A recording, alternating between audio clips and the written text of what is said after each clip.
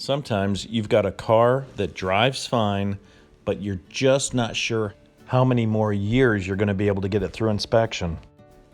You can see how bad this rust is, and it would be thousands of dollars to fix. In this video, I'm going to show you some inexpensive techniques that you can use to get this car back on the road.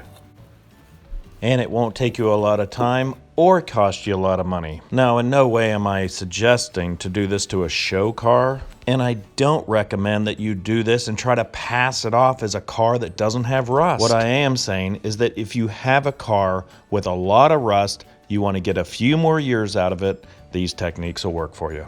The first thing you want to do is knock off as much of the big rust as you can get off. An electric angle grinder is really good for this. In this technique, we're not going to be doing any painting, just black undercoating. From 10 feet away, it's going to look respectable. Not brand new, but respectable. Now, once you have a majority of the big rust spots ground out, we're going to treat the rust with rust inhibitor. Because the doors take so much abuse, we're going to have to put some aluminum sheeting onto the door. Before you put any metal on, you want to make sure that you use this Loctite Extend. It chemically changes the rust into a protective coating. I've been using this stuff since high school. It's pretty good, but nothing will stop the rust from coming back. It'll slow it down, but it won't stop it. Next, we're going to spray some foam in behind the panels so the water can't get back in. Try not to get this stuff on your hands because it will be on your hands for a week. You may have to temporarily put some duct tape over some of the holes to make sure that the foam doesn't come out. So now we have the rust treated and sealed with the foam. Now we're going to apply auto body filler in a very controlled way. Here's a technique that I created purely out of need. I used to use wax paper, but I didn't have any wax paper, and all I had are these grocery bags. Then I figured out, wow, these work better than wax paper. There's a lot more control with the body filler, and almost none of it goes to waste. Then you can take a hacksaw blade and just drag over and knock off the high stuff really quickly. This straight edge will make sure that it's the right shape. Just work off the good surfaces to make sure that the body filler is the same shape. And to make sure everything stays clean, you can scoop the body filler out with a cardboard scoop. Then when you're done, you can throw it away. And old pieces of cardboard work really good to mix the body filler on. Then once the hardener's put in and you get it mixed up, you put it right onto the bag. You barely get any on your hand with this technique. Then you can add it to exactly where you want it and just smear it around, and you can feel where it's low, where it's high, a lot more control. You could even use a board to make sure that it matches the panel that you're working with. With this technique, when the plastic comes off, there's no sanding. And because we're only going to be using undercoating, all you need to do is scrape it up. So if you take your hacksaw blade and you just hatch it in, just keep changing the direction of the hacksaw blade and you'll see the shape form right exactly to the contour that you want. And the goal in this technique is we're not going to be sanding.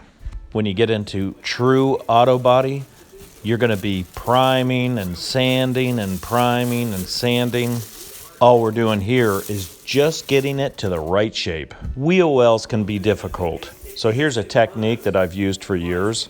If you just take a template from the other side of the car, it'll clearly show you where you need to add body filler.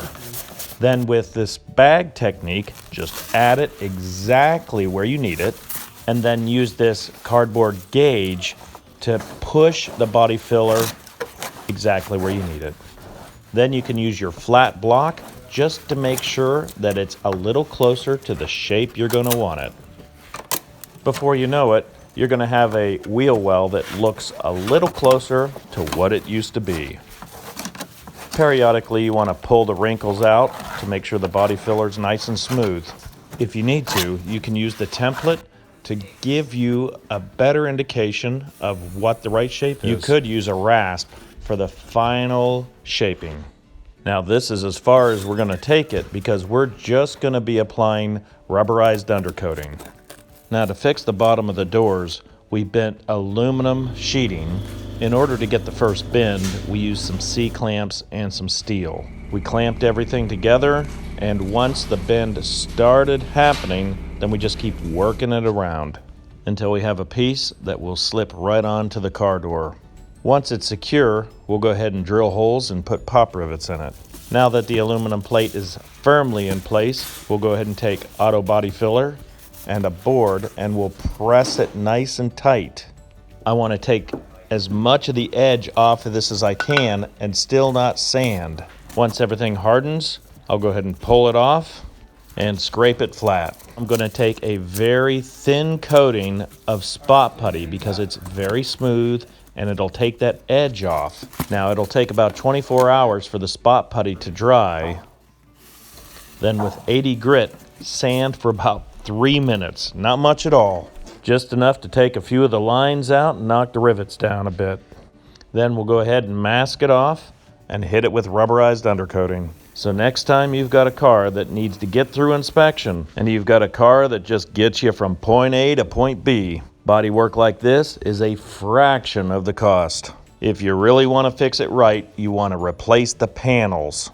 And that's very expensive, more than what you may want to put into the car. Here's a low-cost solution that'll get you back on the road. Well, I appreciate your time and thanks for watching. I can hear you. I can hear you perfectly.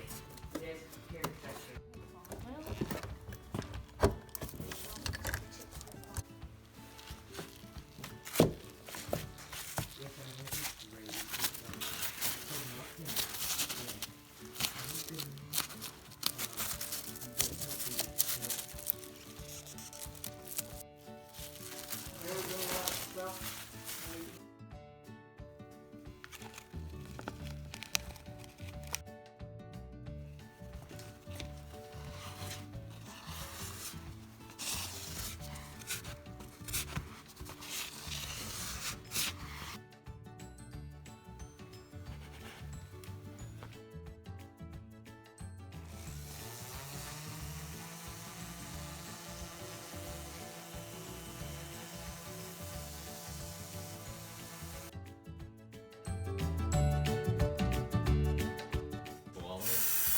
Does he just buy it?